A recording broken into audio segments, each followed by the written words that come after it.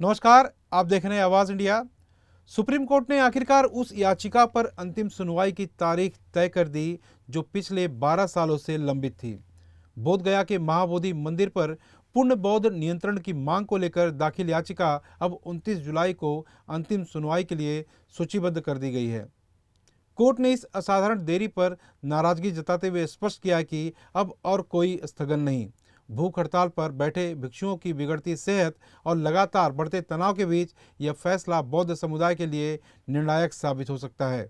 साल 1949 के बोधगया मंदिर अधिनियम को चुनौती देती रीट याचिका सुप्रीम कोर्ट में साल 2012 में दाखिल हुई थी। याचिकाकर्ता भंते आर्य नागार्जुन सुराई ससाई और गजेंद्र पंतावने ने मांग की थी कि महाबोधि मंदिर का प्रबंधन पूरी तरह बौद्ध समुदाय के हाथों में हो। 12 साल तक इस संवेदनशील मुद्दे की सुनवाई नहीं हुई। अब सुप्रीम कोर्ट ने इस याचिका को 29 जुलाई को अंतिम सुनवाई के लिए सूचीबद्ध कर दिया है और दो टूक कह दिया है, कोई और स्थगन नहीं। कोर्ट ने सभी पक्षों को निर्देश दिया है कि वे समय रहते अपने हलफनामे जमा करें। महाबोधि मंदिर यूनेस्को की विश्व धरोहर बौद्ध धर्म का सबसे पवित्र तीर्थ है, लेकिन उसका प्रबंधन बोध गया मंदिर अधिनियम 1949 के तहत एक समिति के हाथों में है, जिसमें बौद्ध और हिंदू दोनों ही शामिल हैं। बौद्ध संगठनों का कहना है कि यह अधिनियम संविधान के अनुच्छेद 25, 26, 29 और 30 का उल्लंघन करता है। महाबोधि मुक्ति आंदोलन जो 19वीं सदी से जारी है, मंदिर पर बौद्ध समुदाय के पूर्ण नियंत्रण की मांग करता आ रहा है। साल 2013 में कानून में संशोधन कर गैर हिंदू जिला मजिस्ट्रेट को अध्यक्ष बनने की अनुमति मिली, लेकिन असंतोष अब भी बरकरार है। साल 2025 में जब याचिका फिर टलती दिखी तो अखिल भारतीय बौद्ध फोरम ने 12 फरवरी से अनिश्चितकालीन भूख हड़ताल शुरू कर दी। अब यह हड़ताल अपने 97वें दिन में पहुंच चुकी है। भिक्षुओं की हालत गंभीर होती जा रही है। इसी बीच एडवोकेट आनंद एस जोंदले ने कोर्ट में हस्तक्षेप याचिका दाखिल की और कहा कि और देरी भिक्षुओं के जीवन के लिए खतरनाक साबित हो सकती है। 16 मई की सुनवाई में कोर्ट ने सरकार की निष्क्रियता पर नाराजगी जताई और स्पष्ट कर दिया कि मामला अब और लटक नहीं सकता। बोध गया महाविहार का मामला पिछले 12 सालों से अदालत में था और सुनवाई टलती जा रही थी, लेकिन हाल ही में जिस तरह से बौद्ध भिक्षुओं ने भूख आंदोलन किया, उसके बाद अब हाल ही में कुछ बीच में झड़प की भी बातें सामने आई थी, कुछ शिकायतें भी हुई। बंते जी, आपसे जानना चाहते हैं कि 29 जुलाई का डेट रखा गया है, 12 साल का लंबा सफर, क्या 29 जुलाई को आखिरी सुनवाई बोध गया महाविहार को इंसाफ मिलेगा? जो आप लोग की डिमांड थी कि पूरा जो प्रशासन है वो आप लोग के हाथों में सौंपा जाए, तो पूरी तरह से न्याय की जो प्रक्रिया रहेगी आप लोग के फेवर में आ सकती है? देखिए, एक नंबर तो ये है, हम लोग ने 3 सालों से सरकार को काफी ज्ञापन दी और 2 बड़ी बड़ी रैली, एक बोध गया में एक पटना में की और देश भर में मीटिंग की। दिल्ली में नेशनल माइनॉरिटी कमीशन के साथ 4 बार मीटिंग की, कोई फल नहीं मिल रहा था। तो हम लोग को 12 फरवरी से माघ पूर्णिमा है, माघ पूर्णिमा का महत्व है बुद्धिज्म में, तो हम लोग ने उस दिन से अनशन में बैठे हैं। आज 97 डेज है, तो 10 मार्च में मेरे नाम से ऑल इंडिया बुद्धिस्ट फोरम के नाम से एक रिट पिटीशन फाइल की गई। हालांकि ये 2012 में भंते सुरेश देसाई ने जो रिट पिटीशन फाइल किया था, तो इसमें सुनवाई क्यों नहीं हो रही है? 12 साल लग रहा है। तो उसका डेट 16 मई में मिला था, फर्स्ट हियरिंग जी। तो फर्स्ट हियरिंग में हमारे जो एडवोकेट है, और मैं भंते सुरेश देसाई के जो एडवोकेट है, एडवोकेट शैलेश जी, हमारे जो एडवोकेट है एडवोकेट आनंद जोंडाले जी, ऐसे समन्वय करके काम कर रहे थे जी। तो 16 मई में एक जो आप बता रहे हैं 29 जुलाई को एक फाइनल हियरिंग होना है। तो हम यहाँ पर थोड़ा व्यस्त रहा बोधगया में, जो धरने में मैं जा नहीं पाया दिल्ली सुप्रीम कोर्ट जी। लेकिन हमारे एडवोकेट से अपडेट मिली है कि जब प्रश्न उठा कि ये 2012 का अभी तक हियरिंग क्यों नहीं हुआ, तो जज दीपंकर दत्ता जी ने फटकार लगाया कि 12 साल क्यों लग रहा है।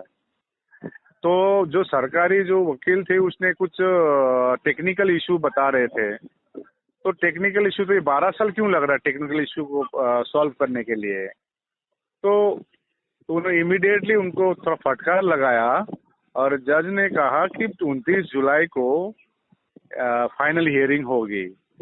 तो इसके लिए मैं 1-2 दिन में दिल्ली जा रहा हूँ और हमको पूर्ण आशा है, जिस धर्म से हम बिलोंग करते हैं, हम शांति, करुणा, मैत्री, संविधान, भाईचारा में विश्वास करते हैं। जी जी। इससे पूर्व कभी भी बौद्ध ने इतनी ऊंची आवाज, इतनी बड़ी आंदोलन नहीं की थी। तो आज देश भर में आंदोलन है, विदेशों में भी है। हम चाहते हैं nation first and respect of all religion. तो निश्चय जो सुप्रीम कोर्ट है, हाईएस्ट फॉर्म ऑफ हमारी जो जस्टिस की, we are very much positive that we will get a right decision and बौद्धों को न्याय मिलेगा। जिस प्रकार से सभी धार्मिक स्थल उसी धर्म के लोग ही संचालन कमेटी में होते हैं, और हम भी चाहते हैं कि महाबोधि महाविहार जो बौद्धों का सबसे पवित्र जगह है, तो इसमें कमेटी में पूरी बौद्ध हो और बीटी एक्ट 1949 को निरस्त हो। यही हम 29 जुलाई को हम लोग जजमेंट का एक्सपेक्ट कर रहे हैं। जी बनते आकाश जी, एक बात तो साफ हो गई है कि जिस तरह से सुप्रीम कोर्ट में अगर जज वकीलों से ये बात पूछ रहे हैं कि 12 साल का ये लंबा सफर क्यों लगा, तो अपने आप में जवाब तो सामने जाहिर हो जाता है कि 12 साल के में इतनी देरी क्यों हुई, उसकी वजह क्या। और जिस तरह से सामने से सरकारी वकील ने जवाब दिया कि टेक्निकल रीजन। अब टेक्निकल रीजन क्या है, रेडियो टीवी और पुराने जमाने कोई वीसीआर तो नहीं है कि बिगड़ गया है तो इसको बना देंगे। ये तो दो एक प्राचीन रूप से वहाँ पे जिस तरह से बौद्ध गया महावीर का पूरा एक विरासत है वहाँ पे, जिसकी आप लोग पूरी तरह डॉक्यूमेंटेशन से लेके तमाम बातें आप लोग सालों से रखते आ रहे हो। तो फैसला तो काफी पहले हो जाना चाहिए था, जिस तरह से लीगल डॉक्यूमेंट्स हैं, लोग हैं, गवाह हैं, सबूत हैं। जी, ये सही बात कहा आपने। इसका तो पहले ही हो जाना चाहिए था, लेकिन ये समय लगी। टेक्निकल रीजन दिखा रहे थे तो फटकार लगाए, ये मालूम चली है। और ऑल हिस्टोरिकल प्रूफ और आर्कोलॉजिकल प्रूफ होते हुए भी बौद्ध को न्याय नहीं मिल रहा है। तो हम जिस प्रकार से राम मंदिर का जो सॉल्यूशन सुप्रीम कोर्ट ने एक आधार होता है, उस आधार से महाबोधि महाविहार मुक्ति के लिए इसका पॉजिटिव रिजल्ट बौद्धों को न्याय मिलेगी, ये हम लोग आशा कर रहे हैं 29 जुलाई को। जी बिल्कुल, जिस तरह से राम मंदिर में भी वहाँ पे भी जो डॉक्यूमेंटेशन प्रूफ रखे गए थे, उसमें चाहे आर्कोलॉजिकल की बात करें, तमाम पुराने डॉक्यूमेंट्स की बात करें, वो सब प्राथमिक रूप से देखे गए थे। तो यहाँ पर आप लोगों के पास भी तो वो होंगे, आप लोग भी कोड प्रोड्यूस ही करेंगे। तो उम्मीद की जा रही है कि 29 जुलाई को एक महाबोधि महाविहार में एक बड़े फैसले का इंतजार तो आप लोग को अभी से है, लेकिन जब बड़ा फैसला आएगा तो ये सिर्फ तमाम जितने भी बौद्ध धर्मी हैं, बौद्ध समाज के लोग हैं, बौद्ध को मानने वाले लोग हैं, उनके लिए पूरे विश्व भर में खुशी का पैगाम भी जाएगा ये। जी, बहुत इसमें पक्की बात है। और जो बौद्ध कभी भी अपनी डिमांड कभी ऊंची आवाज में नहीं रखती है, शांति, करुणा, मैत्री में विश्वास करते हैं, समानता में विश्वास करते हैं, संविधान में विश्वास करते हैं। तो हम तो ये भी अपील कर रहे हैं कि जो हमारे नॉन बुद्धिस्ट संगठन है, इसमें भी सपोर्ट करें। और जितने भी नॉन बुद्धिस्ट संगठन है, बौद्धों को न्याय के लिए, इसमें जजमेंट, पॉजिटिव जजमेंट के लिए सब अपनी तरफ से पॉजिटिव अपील करें। यही मैं सबसे अनुरोध करना चाहता हूँ। बनते आकाश जी, मुझे तो अभी से लग रहा है कि फैसला जो है, जिस तरह से जज ने फटकार लगाई है, कुछ बातों को ध्यान में रखते हुए उन्होंने फटकार लगाई होगी, और फैसला ऐसा मेरा अनुमान कि शायद फैसला आप लोग के फेवर में ही आएगा। तो फैसला आने के बाद महाबोधि महाविहार में एक बड़े पैमाने पे क्राउड बौद्ध धर्मी जो मानने वाले लोग हैं, उनका बड़े पैमाने पर वहां पर रुक कर सकता है। तो पूरी व्यवस्था को लेकर, शायद पूर्व तैयारियों को लेकर आपकी चर्चा भी शुरू हो गई होगी। नहीं, वो तो अभी 12 मई में बुद्ध पूर्णिमा में भी लाखों में आए थे। ये तो अब ऐसा नहीं है कि बौद्धों का सबसे पवित्र, उससे 4 गुना 10 गुना आ सकते हैं। हाँ, वो आएंगे। और ऐसा भी है, उसमें हर्षोल्लास में अन्य धर्म भी आए, कि हम कभी नहीं कहते हैं कि सिर्फ बौद्ध ही आए, और भी आएंगे। क्योंकि सभी धर्म एक ही बात सिखाती है और प्रत्येक धर्म की एक रिस्पेक्ट हो, ये हम भारत सरकार और सुप्रीम कोर्ट से हम एक्सपेक्ट कर रहे हैं। ये थे बनते आकाश लामा जी जो सीधे आवाज इंडिया से बात कर रहे। बनते आकाश जी, आपका बहुत बहुत धन्यवाद आवाज इंडिया से बातचीत करने के लिए। Thank you. भगवतो सर्वमंगलम, भगवतो सर्वमंगलम। Thank you. बुद्ध पूर्णिमा के मौके पर महाबोधि परिसर में तनाव और गहराया जब भिक्षुओं और कुछ असामाजिक तत्वों की भी झड़प हो गई। आंदोलन की अगुवाई कर रहे भंते विनाचार को हिरासत में लिया गया और बाद में उनकी गुमशुदगी की खबरें भी सामने आई। दलित, आदिवासी, पिछड़ा व अल्पसंख्यक संगठनों ने आरोप लगाया कि मंदिर परिसर में जय श्री राम जैसे नारे लगाए गए और बौद्धों के साथ मारपीट भी की गई। इस घटनाक्रम ने एक धार्मिक विवाद को और जटिल बना दिया है। अब निगाहें 29 जुलाई पर टिकी हैं, जब कोर्ट का फैसला मंदिर के भविष्य का रास्ता तय करेगा। बोधगया महाविहार को लेकर 12 साल तक चली लंबी कानूनी लड़ाई को सुप्रीम कोर्ट के जिन दो बड़े जजों ने 29 जुलाई की सुनवाई के एक आखिरी मुहर लगाने के संकेत दिए हैं, चलिए आपको बताते हैं कि जस्टिस दीपांकर दत्ता साथ ही दूसरे जस्टिस प्रसन्ना भालचंद्र वराले कौन हैं और इनका व्यक्तित्व किस तरह का है। भारत के सुप्रीम कोर्ट में न्याय की ऊंची कुर्सी तक पहुंचना एक कठिन सफर होता है, लेकिन कुछ नाम ऐसे होते हैं जो न सिर्फ मेहनत से बल्कि विरासत और योग्यता से इस मुकाम तक पहुंचते हैं और उन्हीं में से एक हैं न्यायमूर्ति दीपांकर दत्ता। 9 फरवरी 1965 को कोलकाता में जन्मे दीपांकर दत्ता का कानून से रिश्ता जन्म से ही जुड़ा था। उनके पिता सलील कुमार दत्ता खुद भी कोलकाता हाईकोर्ट के न्यायाधीश रहे हैं। यहीं से दीपांकर दत्ता के अंदर भी कानून और न्याय के संस्कार गहरे बसे। साल 1989 में उन्होंने कोलकाता यूनिवर्सिटी से कानून की पढ़ाई पूरी की और उसी साल वकालत शुरू कर दी। लगभग 16 साल तक उन्होंने कलकत्ता हाईकोर्ट, सुप्रीम कोर्ट और देश के तमाम ट्राइब्यूनलों में वकालत की। इस दौरान वे पश्चिम बंगाल सरकार, भारत सरकार और कई बड़े संस्थानों के वकील रहे। सिर्फ कोर्टरूम ही नहीं, शिक्षा के क्षेत्र में भी उनका योगदान रहा। 90 के दशक में वे university college of law Kolkata में संविधान कानून के गेस्ट लेक्चरर रहे।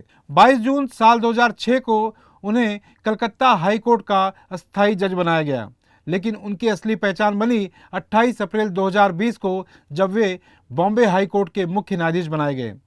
इस अहम पद पर 2.5 साल से ज्यादा सेवा देने के बाद 12 दिसंबर साल 2022 को वे भारत के सुप्रीम कोर्ट के न्यायाधीश नियुक्त हुए। जस्टिस दीपांकर दत्ता का कार्यकाल ईमानदारी, सादगी और संवैधानिक मूल्यों की मिसाल बनता जा रहा है। न्यायमूर्ति दीपांकर दत्ता न सिर्फ कानून के ज्ञाता हैं, बल्कि वे न्याय के उस सिद्धांत में विश्वास रखते हैं जिसमें नागरिकों के अधिकारों की रक्षा सर्वोपरि होती है। सुप्रीम कोर्ट में उनकी मौजूदगी भारतीय न्याय प्रणाली को और भी मजबूत और विश्वसनीय बनाती है। अब बात करते हैं जस्टिस प्रसन्न भालचंद्र वराले की। भारत के सर्वोच्च न्यायालय तक पहुंचना हर किसी का सपना होता है, लेकिन इस सपने को साकार करने वाले कुछ ही होते हैं। उन्हीं में से एक हैं न्यायमूर्ति प्रसन्न वी वराले, एक समर्पित न्यायविद, एक बौद्ध अनुयायी और न्याय के पक्ष में खड़े होने वाले प्रखर आवाज। निपानी जैसे छोटे से कस्बे से निकलकर उन्होंने कानून के सबसे ऊंचे मंच तक का सफर तय किया। 25 जनवरी साल 2024 को उन्होंने सुप्रीम कोर्ट के न्यायाधीश के रूप में शपथ ली, लेकिन इससे पहले वे बॉम्बे हाई कोर्ट के जज और फिर कर्नाटक हाई कोर्ट के मुख्य न्यायाधीश भी रह चुके हैं। डॉक्टर बाबा साहब अंबेडकर मराठवाड़ा विश्वविद्यालय से शिक्षा लेने वाले वराले का जीवन सामाजिक न्याय और संवैधानिक मूल्यों से प्रेरित रहा है।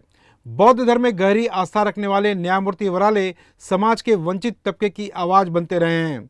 सिर्फ न्यायिक फैसलों में नहीं, बल्कि उनके दृष्टिकोण में भी समता, करुणा और तर्क की गूंज साफ सुनाई देती है। यही वजह है कि देश की एक ऐतिहासिक लड़ाई, बोधगया महाविहार के नियंत्रण को लेकर चल रही 12 साल पुरानी कानूनी लड़ाई में अब एक निर्णायक मोड़ आ गया है। 29 जुलाई को इस केस में सुनवाई की अंतिम तारीख तय करते हुए न्यायमूर्ति वराले ने यह संकेत दिया है कि अब इस ऐतिहासिक बौद्ध स्थल की गरिमा और स्वायत्तता को लेकर सुप्रीम कोर्ट अंतिम फैसला सुनाएगा। यह सिर्फ एक कानूनी फैसला नहीं होगा, बल्कि देश की धार्मिक, सांस्कृतिक विरासत को न्याय देने की दिशा में एक मील का पत्थर साबित हो सकता है। न्यायमूर्ति वराले की नियुक्ति न सिर्फ न्यायपालिका में दलित प्रतिनिधित्व को बल देती है, बल्कि यह भी दिखाती है कि संवैधानिक मूल्यों के रास्ते चलने वाले समाज को नई दिशा भी दे सकते हैं।